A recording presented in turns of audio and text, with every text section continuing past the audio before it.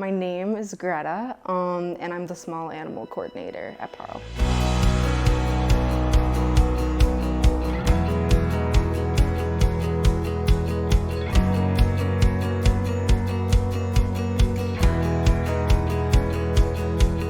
I started volunteering here in 2021. Then I started interning later the year. And then I started officially working here early 2022, and I've been here ever since.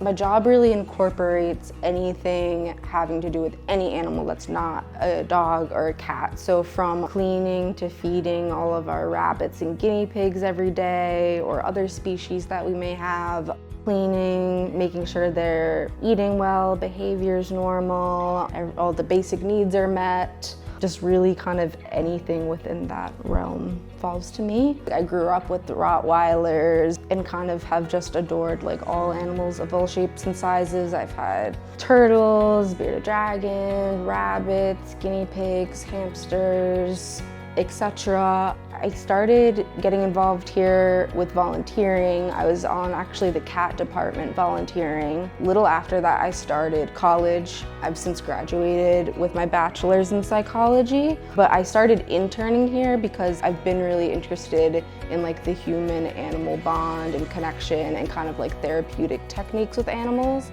It feels really good to gain the trust and love of a small animal. It's kind of different than gaining that bond I find with like a dog or a cat, just because to them we're pretty freaky. So once you can kind of break down that barrier and gain their trust, it feels really beautiful and rewarding.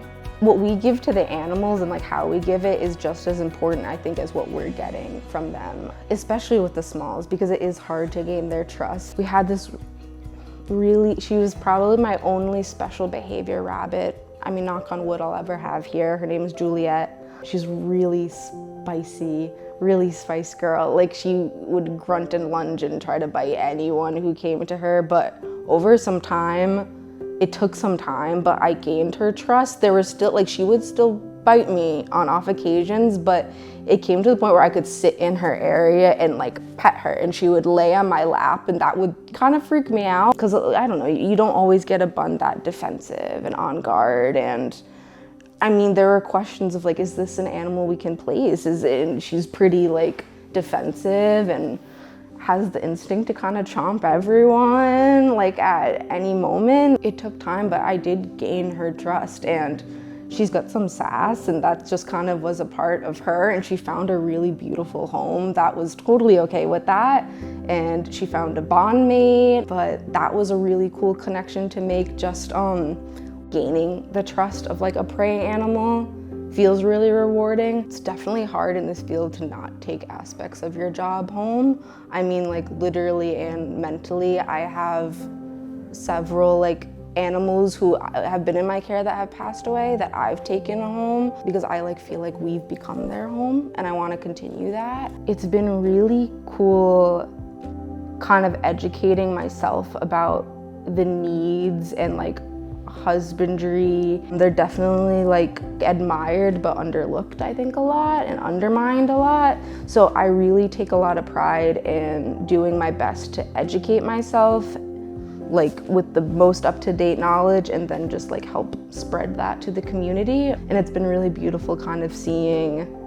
people learn from that, and even like they've been guinea pig owners for a while, but then they come here and they learn something new, and they can provide an even better and more enriching life for their animal. It's really cool to see and be a part of, and I take a lot of pride in that we are continuously trying to learn and do better for each of the animals. I think that really is what comes down to like preserving their welfare, is just continuously searching and learning and doing your best in what we know. Yeah.